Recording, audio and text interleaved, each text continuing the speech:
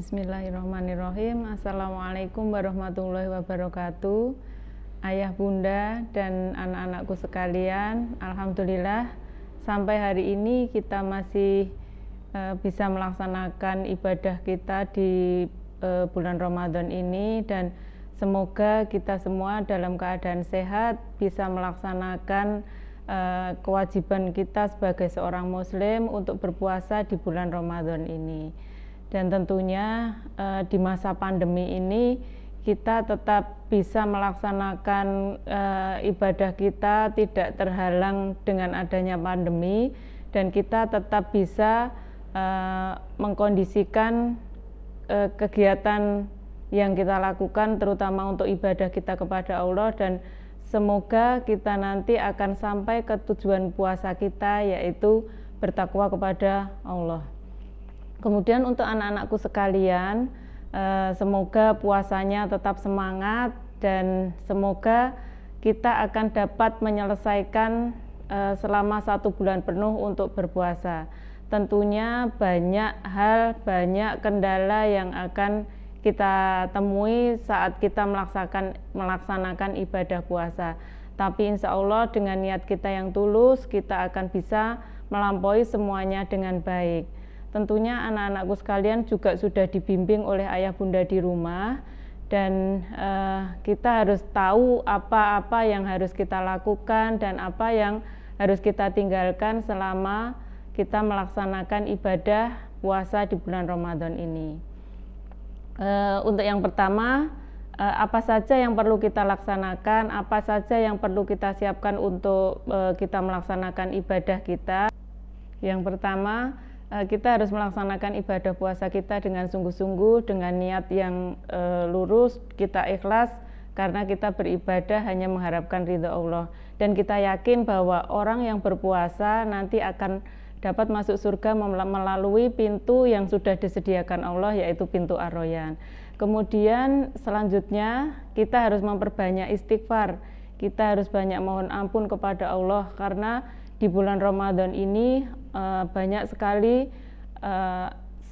waktu-waktu dan banyak ampunan-ampunan dari Allah. Oleh karena itu kita perbanyak istighfar kita, beristighfar mohon ampun kepada Allah dengan segala kesalahan yang pernah kita lakukan.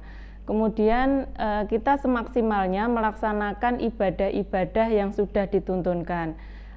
Di antaranya adalah sholat tarawih. Sholat tarawih sebisa mungkin kita laksanakan, bisa di masjid, bisa juga di rumah.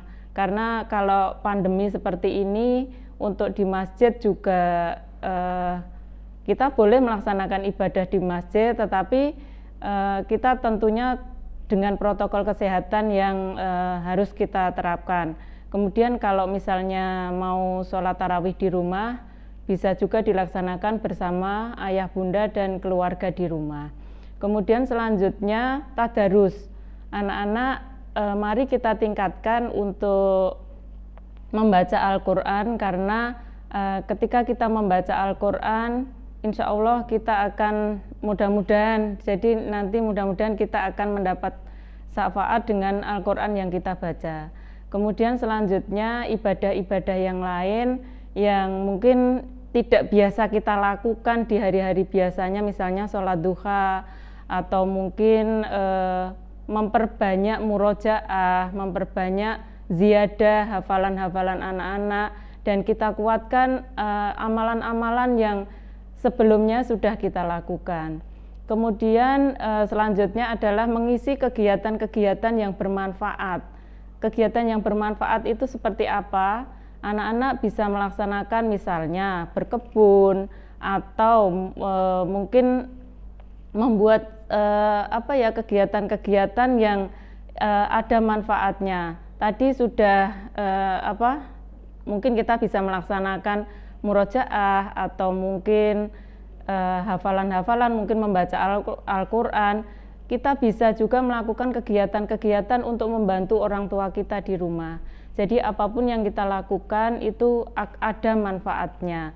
Kemudian selanjutnya, jangan mudah-mudah meninggalkan puasa hanya karena alasan-alasan yang tidak dibenarkan oleh agama.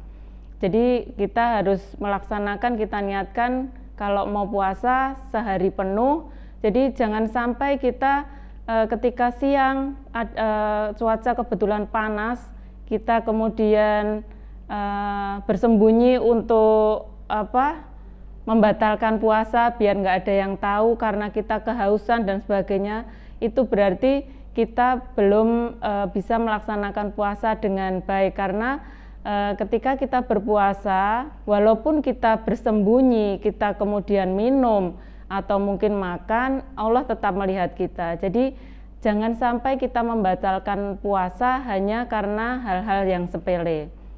Selain hal-hal yang sudah kita lakukan, yang perlu kita lakukan tadi, ada beberapa hal yang perlu kita hindari, yaitu yang pertama, saat sahur kita asal-asalan dalam memilih menu untuk sahur. Jadi kita juga perlu tahu bahwa ketika kita bersahur itu kan memang kita susah ya untuk bisa makan saat sahur, tetapi kita juga perlu, tubuh kita itu butuh nutrisi, butuh makanan yang kita butuhkan saat kita puasa nanti, karena kita tidak makan dan tidak minum dari pagi, dari fajar sampai maghrib, sehingga kita perlu memilih makanan-makanan yang bermanfaat untuk tubuh kita. Jadi jangan asal-asalan ketika kita makan sahur. Kemudian setelah sahur jangan sampai kita tidur. Sebaiknya tidak tidur dan bisa kita gunakan untuk hal-hal yang bermanfaat, misalnya membaca Al-Quran. Dan dalam membaca Al-Quran ini kita punya target. Dalam Ramadan itu kita bisa menyelesaikan membaca itu 30 juz, jadi khatam 1 kali. Ada yang bisa khatam 2 kali. Itu semua butuh manajemen, butuh pengaturan dari diri kita, sehingga saat setelah sahur itu kita jangan tidur. Kalau kita tidur, bisa kita rasakan ketika bangun tubuh kita akan terasa tidak enak. Itu memang karena tidak tidak disarankan untuk tidur.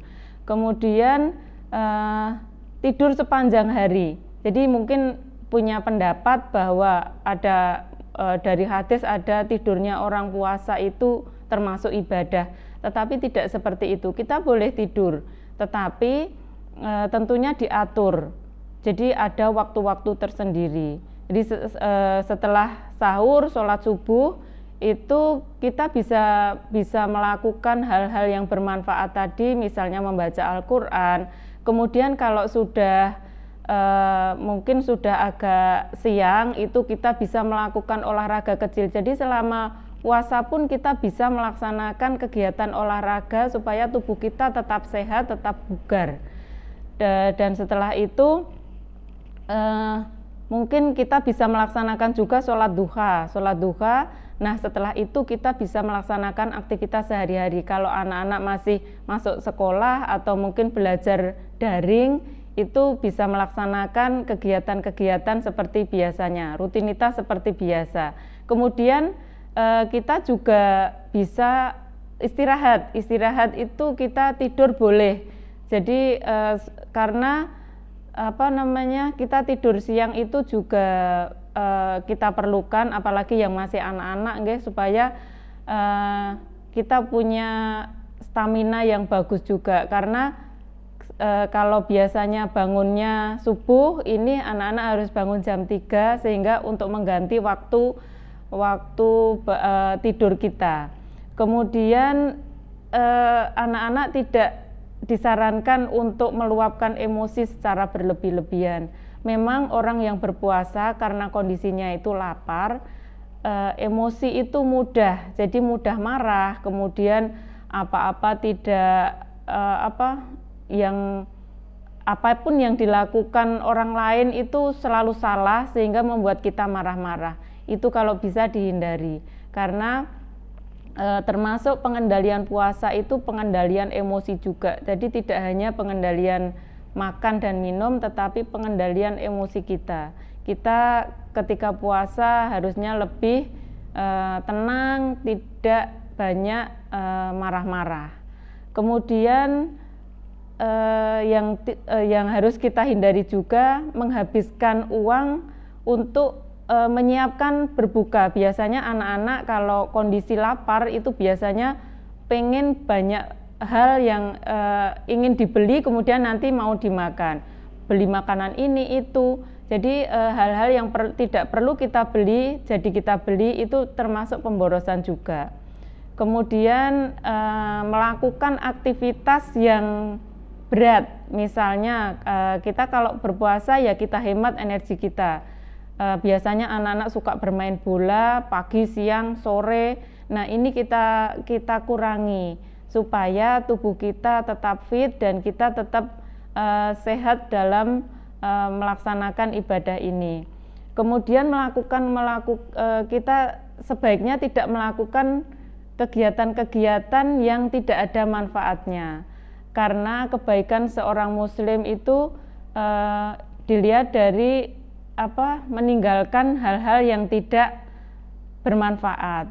Kegiatan yang tidak bermanfaat itu seperti apa? Misalnya anak-anak bermain mungkin mercon, atau mungkin mercon itu kita lihat bermain mercon itu mungkin bagi anak-anak menyenangkan, tetapi itu termasuk pemborosan.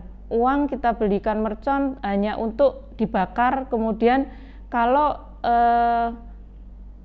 kita tidak hati-hati kita bisa celaka, karena nanti itu bisa membakar tubuh kita juga, mungkin tangan kita, dan efeknya nanti ketika kita membunyikan mercon mungkin orang-orang di sekelilingnya bisa terganggu, apalagi kalau itu kita lakukan di sekitar masjid atau mungkin di sekitar perumahan-perumahan yang di situ banyak orang tua.